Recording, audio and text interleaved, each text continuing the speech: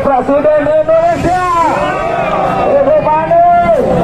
Dari 2019 kami turun demo sampai sekarang Omnibus Law masih tetap dipaksakan oleh pemerintah, sehingga rakyat, buruh, petani, nelayan tercekik. Gara-gara Anies Baswedan satu-satunya Pak Anies Baswedan menjadi gubernur, beliau berani menentang kebijakan pusat, bahkan beliau sampai digugat. Mengapa sekarang ini ada dukungan yang begitu banyak terhadap Anies Baswedan dari para buruh, dari para pekerja?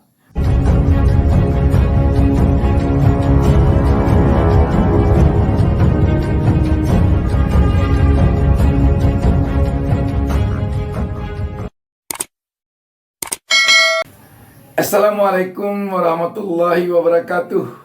Kita jumpa kembali pada kesempatan ini. Sahabat BN, saya tak lupa mendoakan kepada Allah Subhanahu Wa Taala, Tuhan Yang Maha Esa. Semoga seluruh pemirsa setia channel YouTube Ustaz Minarda Official ini selalu mendapatkan keberkahan hidup dari Allah Subhanahu Wa Taala, Tuhan Yang Maha Esa. Sahabat BN, memang menjadi pemimpin tidaklah mudah. Makanya banyak orang yang hanya bernafsu untuk jadi pemimpin, tetapi ketika dia menjadi pemimpin, dia gagal. Kenapa? Karena memang menjadi pemimpin itu tidak mudah. Contoh sekarang ini, kita sekarang ini telah menghadapi tahun politik. Kita sekarang ini telah berada di gerbang pintu untuk menentukan siapa nanti akan menjadi pemimpin kita, yang akan memimpin negara dan bangsa Indonesia ini 5 tahun ke depan, untuk menjadi presiden dan wakil presiden Republik Indonesia.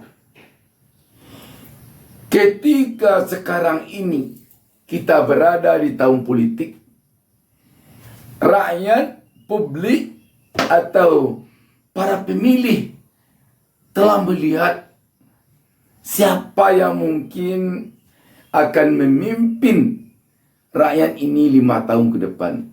Kalau yang ingin jadi pemimpin tentu banyak.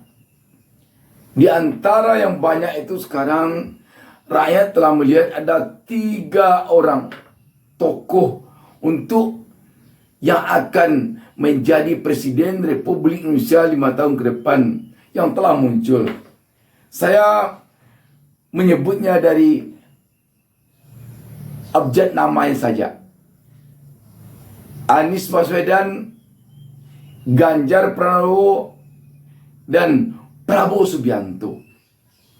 Kita baru saja melihat ketiga tokoh kita ini tampil beberapa hari lalu pada Rakernas Apeksi, organisasi wali kota seluruh Indonesia di Makassar. Dalam kesempatan Rakernas Apeksi itu, ketiga bakal calon presiden ini telah tampil, telah berbicara. Nah, di sana rakyat akan melihat kalau ada di antara ketiga tokoh ini yang bicara tentang kemiskinan, rakyat akan melihat, dan para wali kota ini akan melihat juga. Bapak ini bicara tentang kemiskinan, tapi ketika dia memimpin, dia gagal di dalam mengentaskan kemiskinan untuk rakyatnya. Sekarang dia bicara tentang kemiskinan. Apa benar besok ini kalau dia jadi pemimpin bisa dia mengentaskan kemiskinan? Saya tidak percaya. Itu di satu sisi. Sisi lain lagi, misalnya muncul atau tampil, dia bicara tentang moral misalnya. Saya kalau nanti jadi presiden, saya akan tingkatkan pembangunan dari segi moral bangsa. Rakyat menilai lagi. Bapak ini bicara tentang moral. Bagaimana dia selama ini punya komitmen tentang moral? Apakah benar ini? Kalau rakyat melihat ada celah kekurangannya di segi moral. Contoh, ini contoh saja. Contoh, kalau dia selama ini misalnya suka memelihara yang namanya asusila atau penyuka film bokep, contohnya. Ini contoh. Rakyat bertanya, dia bicara tentang moral. Tapi dia terlihat suka film bokep. Suka selama ini berpihak kepada hal-hal yang asusila. Saya nggak pilih dia ya, masa iya pemimpin begitu. Tampil satu orang lagi. Bicara dia misalnya tentang hak asasi manusia. Rakyat menilai lagi. Bapak ini bicara tentang hak asasi manusia. Tapi dia pernah dulu tersangkut tentang hak asasi manusia, pelanggaran HAM misalnya. Rakyat menilai lagi. Gimana Bapak ini nih? Tampil satu lagi. Bicara tentang pemberantasan korupsi.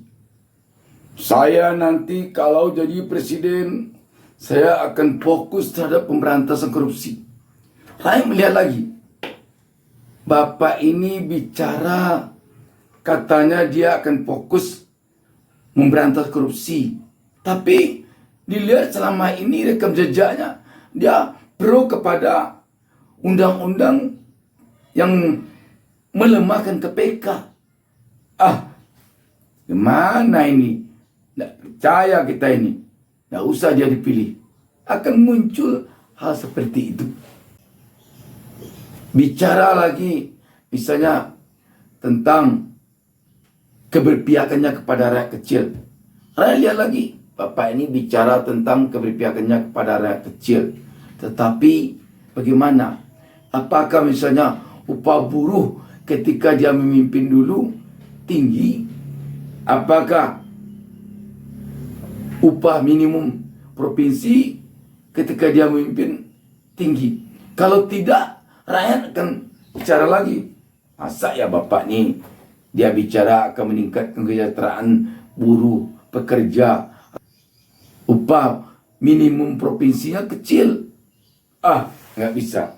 Ini contoh-contoh dari sulitnya menjadi seorang pemimpin. Sekarang yang jadi pertanyaan kita, mengapa sekarang ini ada dukungan yang begitu banyak terhadap Anies Baswedan dari para buruh, dari para pekerja, para pencari uang yang sehari-hari bekerjanya sebagai tukang ojol, ojek online, para driver. Kenapa ini?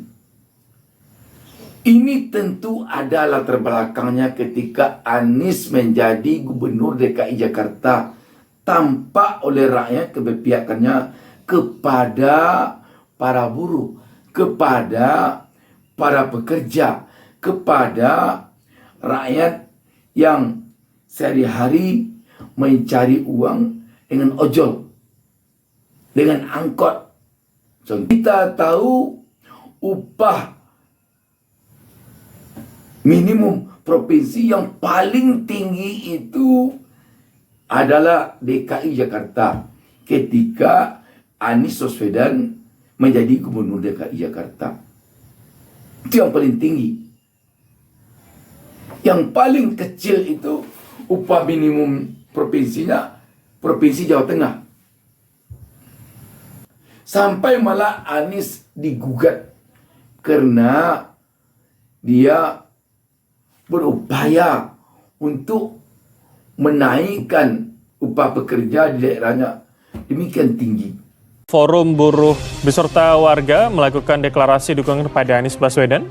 Mereka berharap Anies dapat mensejahterakan para buruh. Ayo Pak Anies, RI 1 Pak Anies. Jangan baper, atur semua. Duduk pada bikin jarak kawan-kawan. Jangan sampai.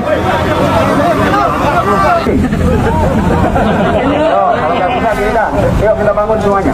Ayo kawan-kawan, bangun. Hidup Presiden Indonesia. Merdeka.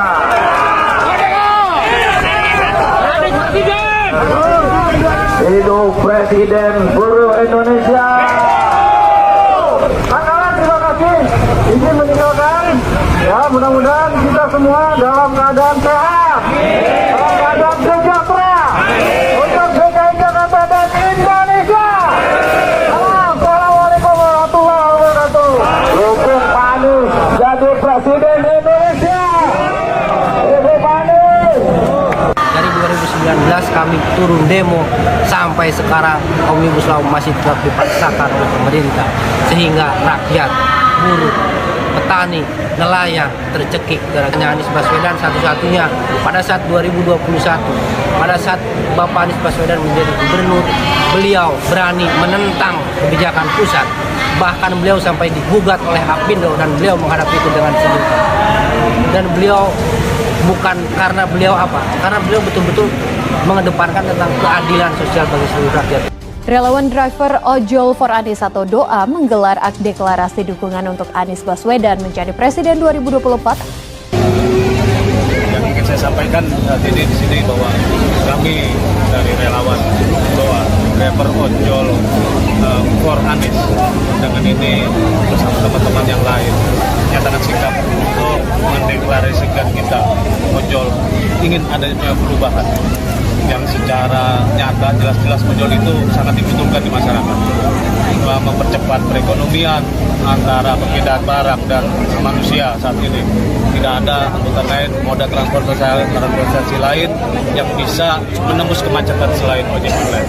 Untuk itu kami mencoba bagaimana terobosan-terobosan yang kita lakukan selama ini kurang mengena di negara kita ini. Kami telah berjuang juga dalam undang-undang, yaitu kita bisa membentuk M12, tapi bagi kami itu belum puas. Karena nyatanya di Undang-Undang Omnibus Law sendiri, kami tidak diakui. Tidak ada sama sekali undang-undang tentang ojol di Omnibus Law. Makanya kami bergerak. Salah satunya adalah calon Presiden Anies yang mencoba ingin adanya perubahan buat negara kita. Menjadi Indonesia yang lebih baik. Jadi terlihat oleh rakyat keberpihakan Anies Baswedan kepada para buruh, kepada para pekerja, kepada tukang ojol, kepada sopir-sopir angkot. Sopir angkot malah di Jakarta digaji oleh pemerintah Provinsi DKI Jakarta yang kita kenal dengan adanya Jaklingko. Sopir-sopir Jaklingko itu gajinya atau penghasilnya bukan dari rakyat yang naik, bukan dari bos pemilik angkot, tetapi pemerintah provinsi yang menggajinya. Sehingga pelayanannya tampak bagus, mobilnya tampak bersih terus. Jadi apa artinya? Menjadi pemimpin di era serba keterbukaan sekarang ini, menjadi pemimpin di era globalisasi informasi saat ini, menjadi pemimpin di era medsos sekarang ini, sungguh semakin tidak mudah jika dibandingkan dengan memimpin di era yang lalu-lalu. Demikian, wassalamualaikum warahmatullahi wabarakatuh. Jangan lupa subscribe. Jangan lupa subscribe. Jangan lupa